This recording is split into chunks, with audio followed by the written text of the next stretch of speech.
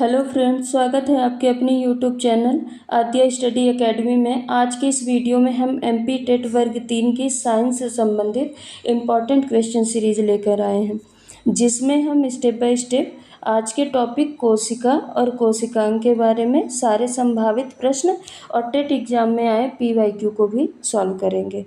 तो चलिए आज का सेशन स्टार्ट करते हैं। आज के सेशन में हमारा पहला क्वेश्चन क्या है? पहला क्वेश्चन है, मानव शरीर में पाई जाने वाली सबसे लंबी कोशिका कौन सी होती है? तो मानव शरीर में पाई जाने वाली सबसे लंबी कोशिका कौन सी होती है? पेशी कोशिका, तंत्रिका कोशिका, लीवर कोशिका या किडनी की कोशिका? तो मानव शरीर में सबसे पाई जाने वाली सबसे लंबी कोशिका कौन सी होती है? तंत्रिका कोशिका होती है। कौन सी होती है? तंत्रिका कोशिका। अब देखते हैं कोशिका क्या होती है। कोशिका क्या होती है? तो कोशिका किसी भी जीव की संरचनात्मक एवं कार्यात्मक इकाई होती है। कोशिका क्या होती है? किसी भी जीव की संरचनात्मक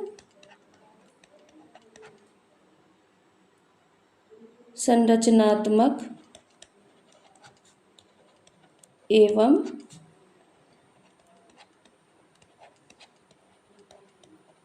कार्यात्मक इकाई होती है।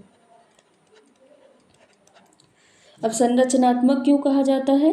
क्योंकि यह सजीव को या जीव को, ऑर्गेनिज्म को क्या करती है? संरचना देती है, एक ढांचे में डालती है, इसलिए इसको कहा गया है संरचनात्मक। और कार्यात्मक क्यों कहा गया है? क्योंकि यह फंक्शन करने के लिए एबल बनाती है या कार्य करने के सक्षम बनाती है, इसलिए इसको कार्यात्मक कहा गया है। तो कोशिका क्या होती है? किसी भी जीव की संरचनात्मक एवं कार्यात्मक इकाई होती है। अब ये तो हमने देख लिया मानव शरीर में पाई जाने वाली सबसे लंबी कोशिका कौन सी है। अब ये देखते हैं मानव शरीर में पाई जाने वाली सबसे बड़ी कोशिका कौन सी होती है। तो मानव शरीर में पाई जाने वाली सबसे बड़ी कोशिका कौन सी होती है? ओवम सेल होती है। कौन सी होती है? ओवम सेल होती है, अंडाणु की कोशिका होती है। और मानव शरीर में पाई जाने वाली सबसे छोटी कोशिका कौन सी होती है? तो मानव शरीर में पाई जाने वाली सबसे छोटी कोशिका होती है स्पर्म सेल। कौन सी कोशिका होती है? Sperm cell. और अगर ओवरऑल देखा जाए कि ओवरऑल सबसे छोटी कोशिका कौन सी होती है, तो ओवरऑल सबसे छोटी कोशिका होती है,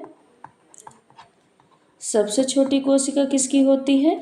माइकोप्लाज्मा की। किसकी होती है? माइकोप्लाज्मा की। माइकोप्लाज्मा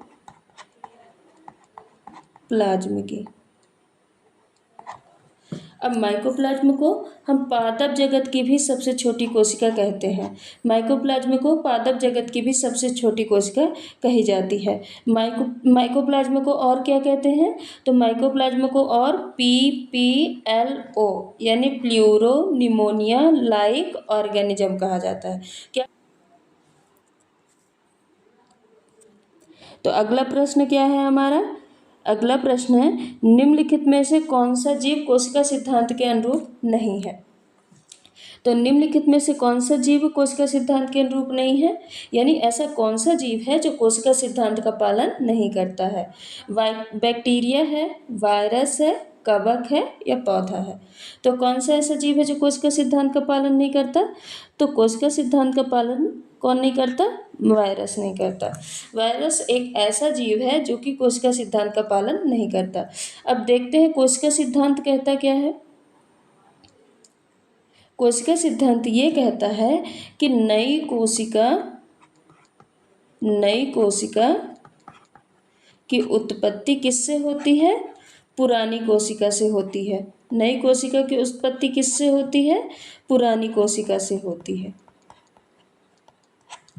ये कोशिका सिद्धांत कहता है कि अगर नई कोशिका बनेगी तो वो किससे बनेगी? पुरानी कोशिका से ही डिवाइड होकर बनेगी।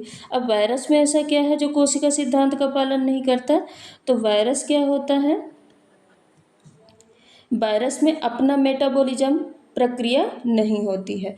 वायरस में अपनी मेटाबॉलिज्म की प्रक्रिया नहीं होती है, यानी ये खुद से उपापचय नहीं कर सकता, इसलिए इसको हम कोशिका सिद्धांत के अनुरूप नहीं मानते हैं। दूसरा पॉइंट क्या है? दूसरा है इसमें संरचनात्मक भिन्नता होती है। संरचनात्मक भिन्नता होती है, यानी एक आकार का ये कभी नहीं पाया जाता है। जब संरचनात्मक भिन्नता होगी, एक आकार का ही नहीं पाया जाएगा, तो ये अपनी पुरानी कोशिका से नई कोशिका को कैसे बनाएगा? इसलिए भी इसको हम कोशिका सिद्धांत के अनुरूप नहीं मानते हैं। तीसरा क्या है? इसमें स्वयं प्रजनन क्षमता नहीं पाई जाती है, इसमें प्रजनन क्षमता नहीं पाई जाती है। और चौथा क्या है? ये अपने जीवन यापन के लिए होस्ट सेल पे डिपेंड करता है, यानी किसी भी सजीव कोशिका पे डिपेंड करता है। जब ये सजीव कोशिका के अंदर जाता है तो सक्रिय हो जाता है, और जब सजीव कोशिका से बाहर आ जाता है तो ये किस फॉर्म में आ जाता है? निष्क्रिय फॉर्म में आ जाता है। इसलिए भी हम इसको कोशिका सिद्धांत का अनुरूप नहीं मानते। और सबसे इम्पोर्टेंट पॉइंट क्या है? इसमें कोशिका विभाजन की क्षमता नहीं पाई जाती, यानी ये कोशिका विभाजन नहीं कर सकता। वायरस क्या करते हैं?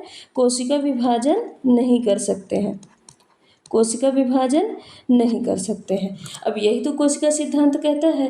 कोशिका सिद्धांत क्या कहता है? कि नई कोशिका कब बनती है? पुरानी कोशिका से ही विभाजित होकर बनती है। अब वायरस कोशिका विभाजन ही नहीं करते हैं, इसलिए कोशिका सिद्धांत का पालन नहीं करते हैं। चलिए अब अगला क्वेश्चन देखते हैं। अगला प्रश्न क्या है?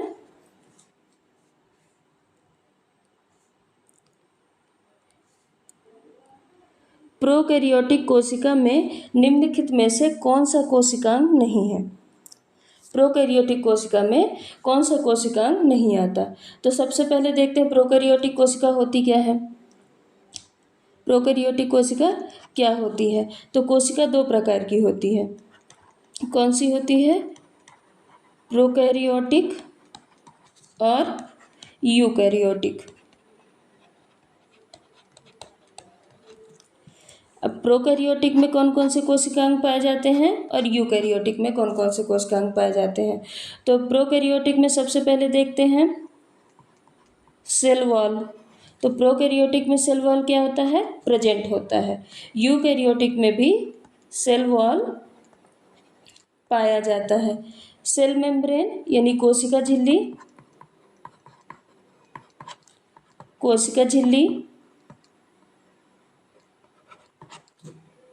प्रोकैरियोटिक में भी प्रेजेंट होती है और यूकैरियोटिक में भी प्रेजेंट होती है। Mitochondria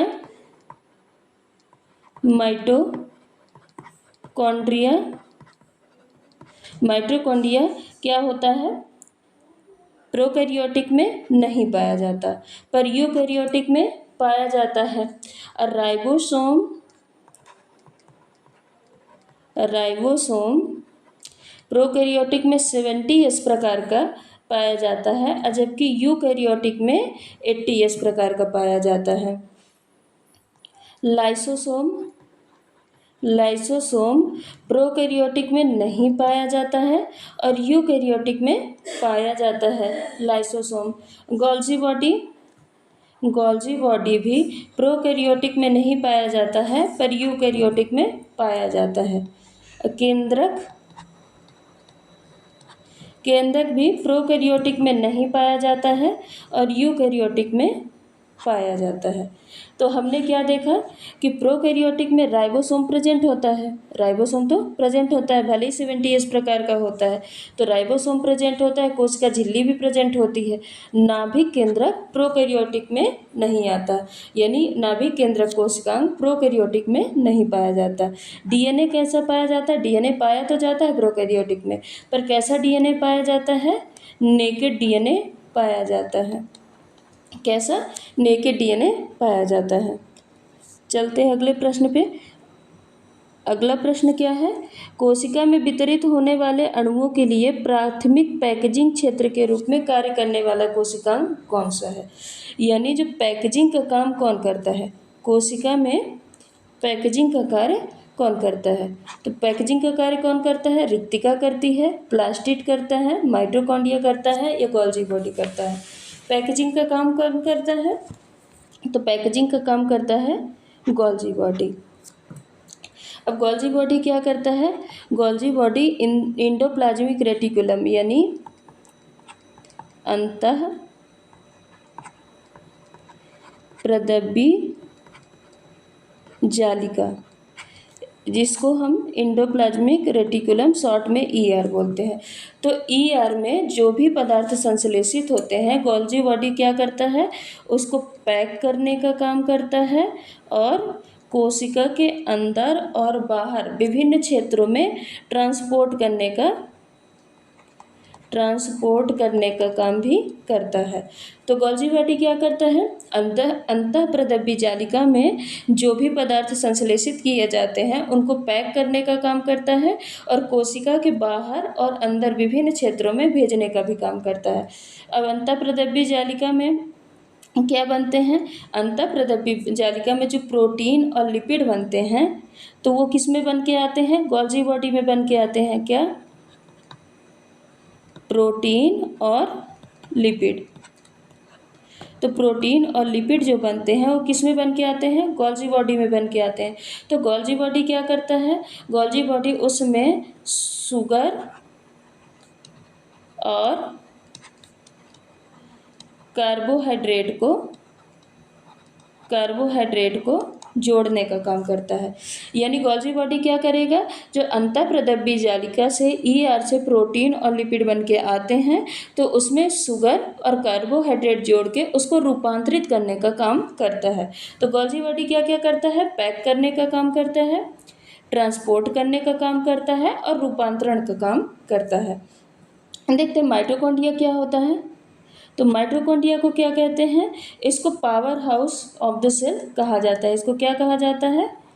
power house of the cell कहा जाता है। इसको पावर हाउस क्यों कहा जाता है? क्योंकि यह रासायनिक क्रिया के लिए, सेल के रासायनिक क्रिया के लिए यह एटीपी के रूप में ऊर्जा प्रदान करती है। क्या करती है? सेल के रासायनिक क्रिया के लिए ये एटीपी के रूप में ऊर्जा प्रदान करती है। एटीपी के रूप में ऊर्जा प्रदान करती है, इसलिए इसको power house of the cell कहा जाता है। अब माइटोकॉन्ड्रिया होती कैसी है? तो माइटोकॉन्ड्रिया कैसी होती है? दोहरी परत युक्त कोशिकांग होता है। दोहरी झिल्ली युक्त कोशिकांग होता है। कैसे दोहरी झिल्ली युक्त होता है? ये इसकी होती है बाहरी परत और ये इसका होता है आंतरिक परत। बाहरी परत कैसे होता है? तो बाहरी परत होता है इसका छिद्रित होता है। कैसे होता है? छिद्रित होता है। और जो आंतरिक परत होता है, आंतरिक परत कैसे होता है? इसमें वलय या फोल्ड पाए जाते हैं। क्या पाए जाते हैं? वलय या फोल्ड पाए जाते हैं। तो माइटोकॉन्ड्रिया क्या होती है? इसको पावर हाउस कहा जाता है क्योंकि ये एटीपी के रूप में ऊर्जा प्रदान करता है। कोशिका को रासायनिक क्रिया करने के लिए एटीपी के रूप में ऊर्जा प्रदान करता है। अब माइटोकॉन्ड्रिया होते कैसा कोशिकांग है? तो ये दोहरी झिल्ली युक्त कोशिकांग होता है। जो इसकी बाहरी परत है वो कैसी होती है? छिद्रित होती है। बाहरी परत कैसा होता है? छिद्रित होता है। पर आंतरिक परत में वलय या फोल्ड पाए जाते हैं। अब देखते हैं प्लास्टिड क्या होता है। तो प्लास्टिड क्या होता है? प्लास्टिड या लवक। प्लास्टिड या लवक क्या होता है? तो लवक देखा जाए तो ऐसे दो प्रकार का होता है। कौन सा होता है? क्रोमोप्लास्ट और ल्यूकोप्लास्ट। क्रोमोप्लास्ट जिनमें क्लोरोफिल प्रेजेंट होता है उनको क्या बोलते हैं? उनको क्लोरोप्लास्ट कहा जाता है। उनको क्या कहा जाता है? क्लोरोप्लास्ट कहा जाता है। इसमें कैसा पिगमेंट पाया जाता है? इसमें ग्रीन कलर का ग्रीन पिगमेंट पाया जाता है। कैसा पिगमेंट पाया जाता है? ग्रीन पिगमेंट पाया जाता है, जो कि क्या करते हैं? पत्तियों को कलर प्रोवाइड करते हैं।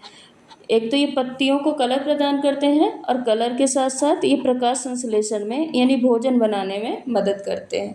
अब बाकी जो फल हैं या फ्रूट हैं, फ्लावर हैं, यानी फ्लावर को फ्रूट को या अदर जो भी रंगीन पार्ट हैं प्लांट के, उसको कलर कौन प्रोवाइड करता है? तो क्रोमोप्लास्ट उसको कलर देता है। ल्यूकोप्लास्ट क्या होता है? इसको हम अवर्णी लवक भी क्या कहते हैं? क्या कहते हैं? अवर्णी लवक कहते हैं। अवर्णी लवक क्यों कहा जाता है? क्योंकि यह रंगहीन होता है। कैसा होता है? रंगहीन होता है। ये कहाँ पाया जाता है? तो ये रूट में या non green part, non green या नॉन कलर पार्ट में पाया जाता है प्लांट के। ये क्या काम करता है? तो यह भोजन को स्टोर करने का काम करता है। भोजन को स्टोर करने का काम करता है। अब भोजन को किस फॉर्म में? या तो starch, fat, protein, in form में भोजन को स्टोर करने का काम करता है।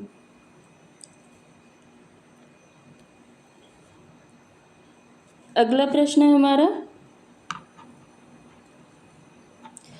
पशु कोशिकाएं आपस में कैसे जुड़ी होती हैं? अब पशु कोशिकाएं आपस में किससे जुड़ी होती हैं?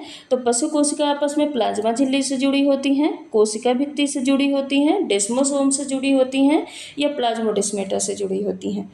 तो पशु कोशिकाएं आपस में किससे जुड़ी होती हैं? पशु कोशिकाएं आपस में डेस्मोसोम से जुड़ी होती हैं। पशु कोशिकाएं आपस में किससे जुड़ी होती हैं? डेस्मोसोम से जुड़ी होती हैं। अब डेस्मोसोम क्या होता है? तो डेस्मोसोम एक बटन के आकार की संरचना होती है। ये कैसे होती है?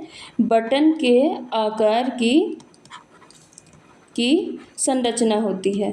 बटन के आकार की संरचना होती है। अब ये बटन के आकार की संरचना क्या करती है? तो ये दो कोशिका के जीव द्रव्य को आपस में जोड़ने में मदद करती है। क्या करती है? दो कोशिका या दो सेल के जीव द्रव्य को आपस में जोड़ती है। क्या करती है? आपस में जोड़ती है। तो डेस्मोसोम क्या करता है? एक बटन के आकार की संरचना होती है। क्या होती है? बटन के आकार की संरचना होती है जो कि दो कोशिका के जीव द्रव्य को आपस में जोड़ती है। अब प्लाज्मोडेस्माटा क्या होता है? तो जैसे पशु कोशिकाओं को आपस में जोड़ने का काम डेस्मोसोम करती है, वैसे ही प्लाज्मोडेस्माटा प्लांट कोशिका यानी पादप कोशिकाओं के बीच में एक चैनल के रूप में मौजूद होकर उनको पादप कोशिकाओं को आपस में जोड़ने का कार्य करती है। तो ये क्या करती है? पादप कोशिका के बीच में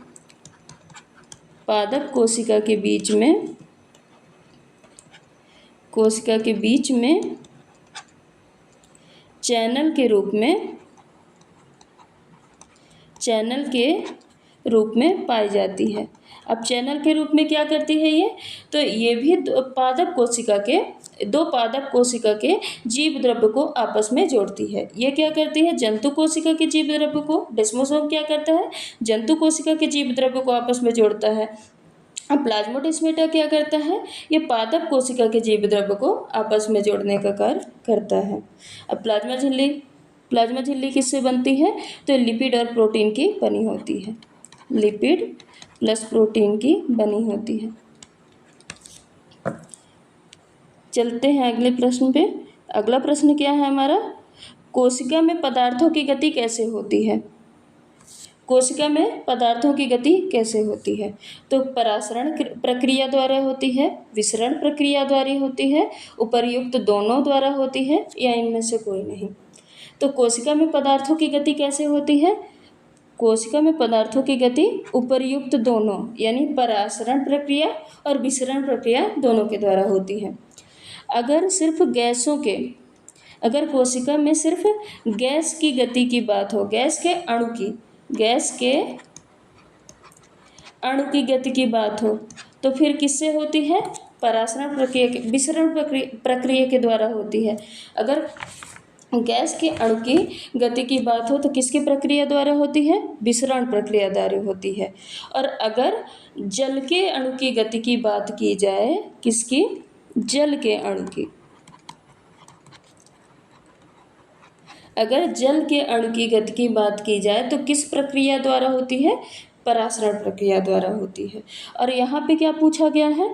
कोशिका में पदार्थों, यहाँ पे न जल की बात की गई है न गैस की बात की गई है। इसमें सॉलिड, लिक्विड, गैस तीनों आ सकता है, तो इसलिए यहाँ पे करेक्ट आंसर होगा उपर्युक्त दोनों।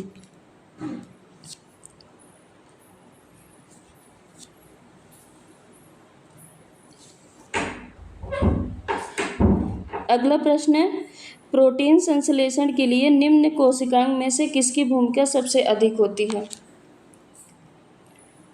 प्रोटीन संश्लेषण के लिए निम्न कोशिकांग में से किसकी भूमिका सबसे अधिक होती है? लाइसोसोम और सेंट्रोसोम की, अंतःप्रदब्बी जालिका और राइबोसोम की, गोल्जी बॉडी और माइटोकॉन्ड्रिया की, लाइसोसोम और माइटोकॉन्ड्रिया की। तो प्रोटीन संश्लेषण के लिए निम्न कोशिकांगों में से सबसे ज़्यादा भूमिका किसकी होती है? अंतःप्रदब्बी जालिका और राइबोसोम की। किसकी होती है? अंतःप्रदब्बी जालिका और राइबोसोम की। अब ER अंतःप्रदब्बी जालिका, जिसको हम एंडोप्लाज्मिक रेटिकुलम भी बोलते हैं, ER क्या होता है? ER कितने प्रकार का होता है? तो ER दो प्रकार का होता है। एक होता है RER और एक होता है SER। RER क्या होता है? RER को रफ एंडोप्लाज्मिक रेटिकुलम या खुरदरी अंतःप्रदब्बी जालिका कहा जाता है।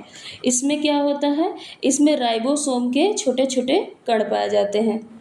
इसमें राइबोसोम के कण पाए जाते हैं। अब राइबोसोम के कण पाए जाते हैं तो वे क्या करते हैं? प्रोटीन का सिंथेसिस यानी प्रोटीन का निर्माण करते हैं। क्या करते हैं? प्रोटीन का निर्माण करते हैं। और SER क्या होता है? स्मूथ एंडोप्लाज्मिक रेटिकुलम या चिकनी अंतःप्रदब्बी जालिका। ये किसका निर्माण करती है? तो ये फैट और लिपिड, किसका? फैट और लिपिड का निर्माण करती है, यानी वसा और लिपिड का निर्माण करती है। SER कहाँ पाई जाती है? तो ये यकृत की कोशिका में पाई जाती है। कहाँ पाई जाती है? तो यह यकृत की कोशिका में पाई जाती है। अब यकृत की कोशिका में क्या करती है? तो ये यकृत की कोशिका में पाई जाती है जहाँ पे ये विष तथा दवा को निराविषीकरण का काम करती है। यानी ये किसका काम करती है? डिटॉक्सिफिकेशन का काम करती है। यानी जो भी विष है उस या दवाई है उसके साइड इफ़ेक्ट को कम करती है। ये डिटॉक्सिफिकेशन का काम करती है। और राइबोसोम क्या होता है? अब क्योंकि राइबोसोम की खोज किसने की है? पैलाडे ने। किसने की है? पैलाडे ने की है, इसलिए इसको पैलाडे कण भी कहा जाता है। ये सबसे छोटा कोशिकांग होता है। राइबोसोम क्या होता है? सबसे छोटा कोशिकांग होता है और सबसे अधिक संख्या में पाया जाता है। सबसे छोटा कोशिकांग होता है,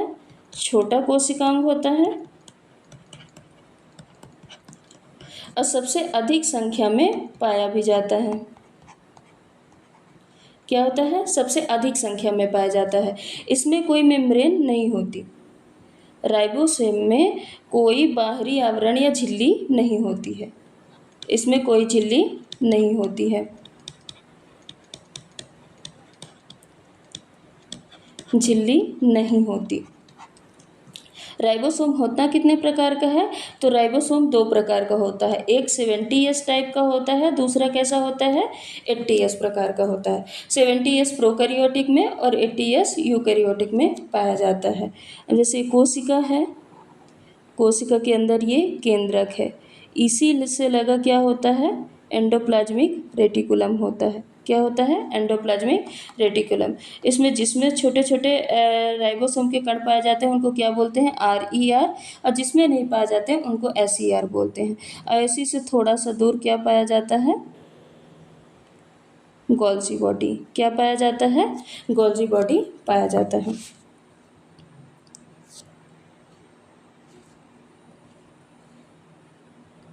अगला प्रश्न क्या है किस कोशिकांग को एटम बम कहा जाता है? किस कोशिकांग को एटम बम कहा जाता है? सूक्ष्म नलिका को, गोल्जी काय को, केंद्रक को या लाइसोसोम को? तो किस कोशिकांग को एटम बम कहा जाता है? लाइसोसोम को।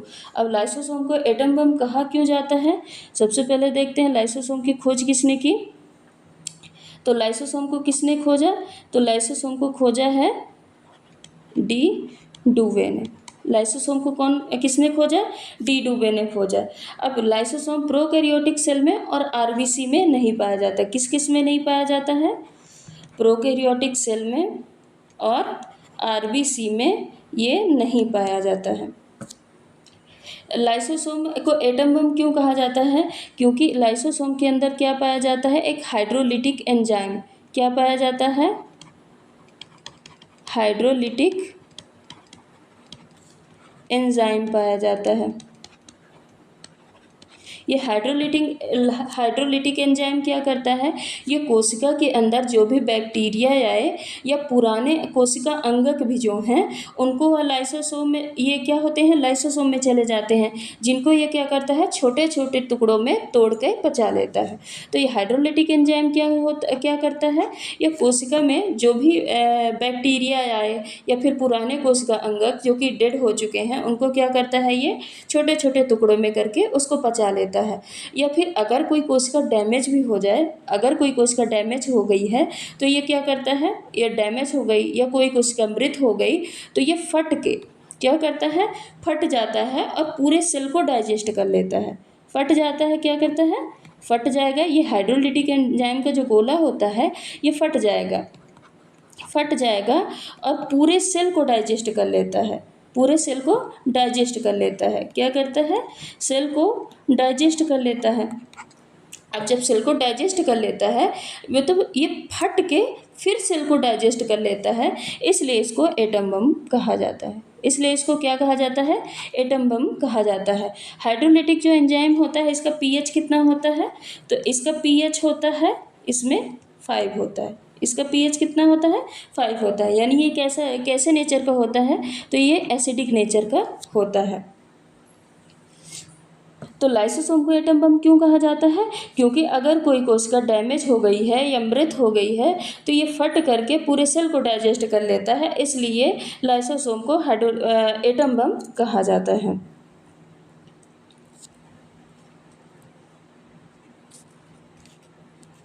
चलते हैं अगले प्रश्न पे।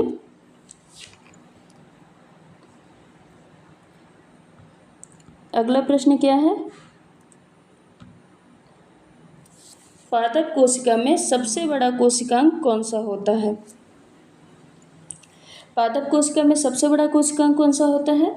माइटोकॉन्ड्रिया, रिक्तिका, लवक या इनमें से कोई नहीं? तो पादप कोशिका में सबसे बड़ा कोशिकांग कौन सा माना जाता है? लवक माना जाता है, यानी प्लास्टिड माना जाता है। क्या? प्लास्टिड। इसको पादप कोशिका का सबसे बड़ा कोशिकांग कहते हैं। वैसे तो अगर देखा जाए सेल में यानी कोशिका में, तो कोशिका में सबसे बड़ा कोशिकांग कौन सा होता है? तो कोशिका में सबसे बड़ा कोशिकांग माना जाता है केंद्रक को। कोशिका में वैसे देखा जाए तो सबसे बड़ा कौन होता है? तो कोशिका में सबसे बड़ा होता है केंद्रक। कौन होता है? केंद्रक होता है। कोशिका में सबसे बड़ा कौन होता है? केंद्रक होता है। पर क्योंकि केंद्रक को हम कोशिकांग नहीं कंसीडर करते हैं, हम केंद्रक को कोशिकांग नहीं कहते हैं, इसलिए पादप कोशिका में सबसे बड़ा कोशिकांग किसको माना जाता है? प्लास्टिड को माना जाता है। अब माइटोकॉन्ड्रिया को जंतु कोशिका का सबसे बड़ा कोशिकांग माना जाता है। किसका? जंतु कोशिका का। तो जंतु कोशिका का सबसे बड़ा कोशिकांग किसको माना जाता है? माइटोकॉन्ड्रिया को। रिक्तिका क्या करती है? रिक्तिका को पादप कोशिका में खनिज, लवण और जल को स्टोर करने का काम करती है। रिक्तिका क्या करती है? खनिज, लवण और जल को स्टोर करने का काम करती है। किसमें? पादप कोशिका में। ये पादप कोशिका में बड़ी संख्या में पर कम पाई जाती नहीं, बड़े आकार में पर कम संख्या में पाई जाती है। और जंतु कोशिका में ये छोटे आकार में और ज़्यादा संख्या में पाई जाती है।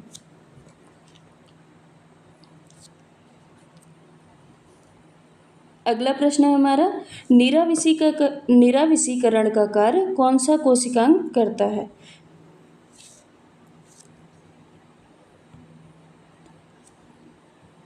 तो निराविषी का कार्य कौन सा कोशिकांग करता है? गोल्जी बॉडी, लाइसोसोम, ईआर और केंद्रक झिल्ली। निराविषीकरण का कार्य कौन करता है? तो निराविषीकरण का कार्य कौन करता है? ईआर, जिसको बोलते हैं एंडोप्लाज्मिक रेटिकुलम। एंडोप्लाज्मिक रेटिकुलम या अंतःप्रदब्बी जालिका भी कहा जाता है। अभी हमने देखा है किसी क्वेश्चन में, आगे किसी क्वेश्चन में देखे हैं कि ये किस में पाया जाता है? SER में पाया जाता है। किस में पाया जाता है? SER में। SER किस में पाया जाता है? यकृत कोशिका में पाया जाता है, जो कि निराविषीकरण का कार्य करता है। यानी निराविषीकरण का कार्य कौन करता है? एंडोप्लाज्मिक रेटिकुलम करता है। लाइसोसोम देखे हैं, इसको एटम बम भी कहा जाता है, सेल को डाइजेस्ट कर लेता है। गोल्जी बॉडी क्या करता है? पैक और ट्रांसपोर्ट करने का काम करता है। पैक और ट्रांसपोर्ट करने का कार्य करता है। केंद्रक झिल्ली किसकी बनी होती है? तो केंद्रक झिल्ली किसकी बनी होती है? लिपिड और प्रोटीन की बनी होती है, जिससे बोलते हैं ये किसकी बनी होती है? लिपोप्रोटीन की बनी होती है। किसकी बनी होती है? लिपोप्रोटीन की बनी होती है। एक मिनट, किसकी बनी होती है? लिपोप्रोटीन की बनी होती है। केंद्रक झिल्ली कैसी होती है? ये एक दोहरी आवरण युक्त झिल्ली होती है। कैसी होती है? दोहरी आवरण युक्त झिल्ली होती है, यानी डबल मेम्ब्रेन बाउंड स्ट्रक्चर होता है। तो हमने देखा निराविषीकरण का कार्य कौन करता है? एंडोप्लाज्मिक रेटिकुलम करता है। तो आज के लिए बस इतना ही। कल फिर आगे और इसके क्वेश्चन देखेंगे और उनको सॉल्व करेंगे। अगर आपको ये वीडियो पसंद आया है तो प्लीज़ लाइक, शेयर और सब्सक्राइब ज़रूर करें। धन्यवाद।